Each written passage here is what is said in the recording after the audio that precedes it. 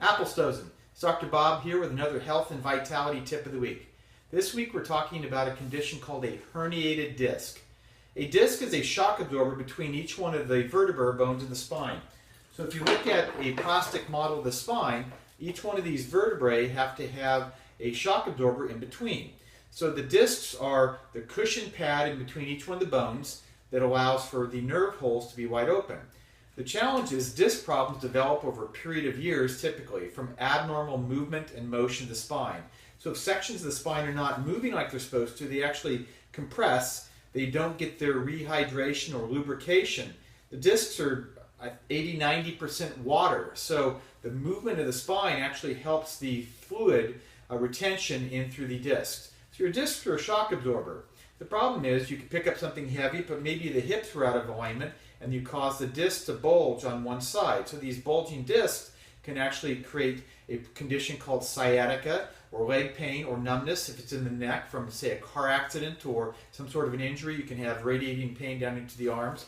So the discs are a condition where there's either been repetitive stress over a period of years, or there's been an overload of the disc, potentially from some problems that have developed from abnormal movement of the spine. As a chiropractor, our main focus is to take the discs. The discs will actually start to dry out, and they'll look kind of like this level of the soil, so they're not getting the nutrition.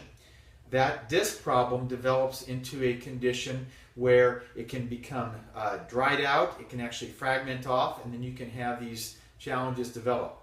The key is to focus in on vitality and focus in on movement and motion at each one of the levels of the spine. The vertebrae should flex, they should bend, they should tilt from side to side, they should all rotate.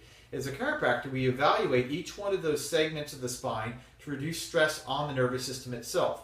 We take an x-ray to see what level of spinal decay a person might be having. You can determine if there might be stress points on the spine.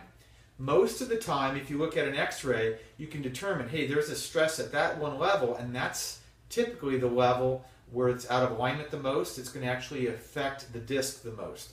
The key to prevent disc problem is to bring the spine back into alignment, get movement and motion, allow the appropriate stretches and exercises, and allow your body to heal.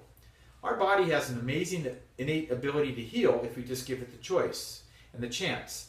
The challenge is if we just continue to wait until a problem develops. First symptom could be a ruptured disc from picking up something heavy that could have been prevented years and years before from old injuries. So get a spinal checkup, make sure that your spine and your discs are not looking like this, and move toward vitality and health in your daily activities. This is another health and vitality tip of the week.